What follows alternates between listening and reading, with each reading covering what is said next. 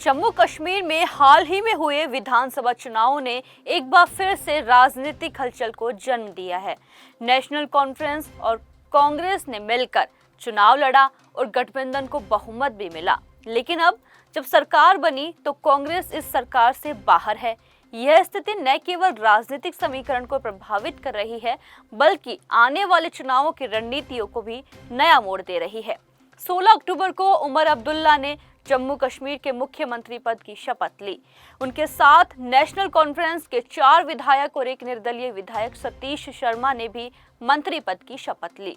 लेकिन कांग्रेस ने स्पष्ट कर दिया है कि जब तक जम्मू कश्मीर को राज्य का दर्जा नहीं मिलता, उनके कोई विधायक मंत्री नहीं बनेंगे। इस फैसले ने राजनीति में नई बहस छेड़ दी है। अब हम बात करेंगे कि इसका कारण क्या है। नमस्कार, आप देख रहे हैं जनता दरबार न्यूज और मैं आपके साथ ज्योति राघव। चुनाव में कांग्रेस का खराब प्रदर्शन, नेशनल कॉन्फ्रेंस को निर्दलीयों का साथ, सरकार के समीकरण कांग्रेस के पक्ष में नहीं। नेशनल कॉन्फ्रेंस के चुनावी जीत में 42 सीटें उनके खाते में गई, जबकि कांग्रेस के 6 प्रत्याशी भी सफल रहे। लेकिन मंत्रिमंडल में केवल 9 सदस्य की जगह में 53 दावेदारों का होना एक कठिन चुनौती थी। ऐसे में कांग्रेस का बाहर रहना कई वजहों से समझ में आता है। नेशनल कॉन्फ्रेंस ने अपने मैनिफेस्टो में आर्टिकल 370 की वापसी की मांग को प्रमुखता दी, जबकि कांग्रेस इस मुद्दे पर सतर्क रहना चाहती है। कांग्रेस को डर है कि अगर वे सरकार में शामिल होती है और आर्टिकल 370 पर कोई प्रस्ताव लाया जाता है तो उनके लिए आगामी महाराष्ट्र और झारखंड विधानसभा चुनावों में समस्या बन सकता है। कांग्रेस की आंतरिक राजनीति भी एक बड़ा कारण है। गुलाम अहमद मीर को विधायक दल का नेता बनाना और फिर भी सरकार में शामिल न होना इस बात का संकेत है कि पार्टी के भीतर कई मतभेद है। जम्मू कश्मीर को राज्य का दर्जा देने की कांग्रेस की पुरजोर मांग भी स्थिति को जटिल बनाती है। भाजपा इस मुद्दे को चुनावी प्लेटफॉर्म पर भुना सकती है, जिससे कांग्रेस को नुकसान उठाना पड़ सकता है। जम्मू कश्मीर की राजनीतिक स्थिति अभी भी अनिश्चित है। जहां एक और उमर अब्दुल्ला ने सरकार का नेतृत्व किया है, वहीं दूसरी ओर कांग्रेस की रणनीति इस बात पर निर्भर करेगी कि वह अपनी स्थिति को कैसे मजबूत कर सकती है। क्या कांग्रेस आने वाले समय में सरकार में शामिल होगी या वह अपनी दूरी बनाए रखेगी?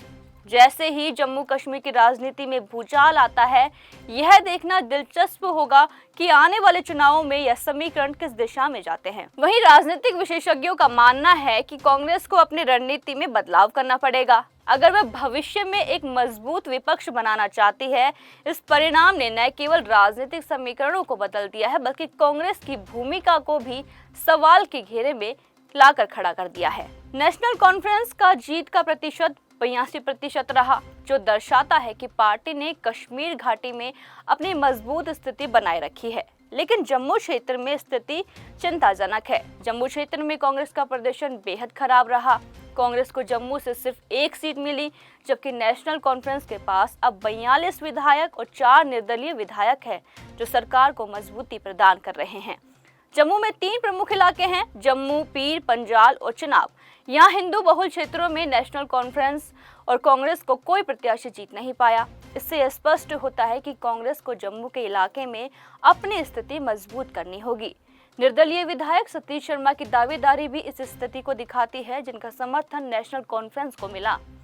कांग्रेस नेता गुलाम अहमद मीर, जो अब जम्मू कश्मीर सरकार में मंत्री पद के प्रमुख दावेदार माने जा रहे थे, अब झारखंड के कांग्रेस के प्रभारी है।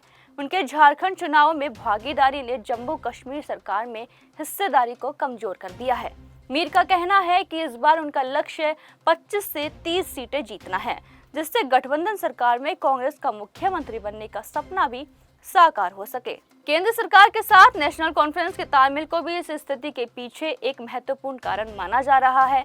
वहीं उमर अब्दुल्ला और उपराज्यपाल मनोज सिन्हा के बीच बेहतर संबंध स्थापित करने की कोशिशें इस बात का संकेत देती है कि भविष्य में नेशनल कॉन्फ्रेंस और बीजेपी के बीच सहयोग संभव है। जम्मू कश्मीर की राजनीतिक स्थिति में यह बदलाव न केवल स्थानीय राजनीति को प्रभावित करेगा, बल्कि राष्ट्रीय राजनीति पर भी इसके दूरगामी प्रभाव हो सकते हैं।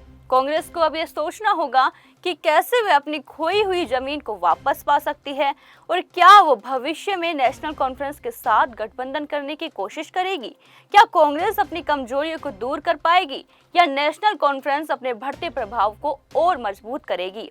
ये सवाल जम्मू कश्मीर की राजनीति में आगामी दिनों में महत्वपूर्ण रहेंगे। इस राजनीतिक उथल-पुथल के बीच जम्मू कश्मीर की जनता और राजनीतिक दलों को यह समझना होगा कि वास्तविकता और भविष्य की दिशा क्या होगी। क्या नेशनल कॉन्फ्रेंस और कांग्रेस एक बार फिर से साथ आएंगे या यह दूरी बढ़ती जाएगी? फिलहाल के लिए दीजिए इजाजत, मिलेंगे एक नई जानकारी के साथ। तब तक के लिए आप देखते रहिए जनता दरबार न्यूज़। नमस्कार।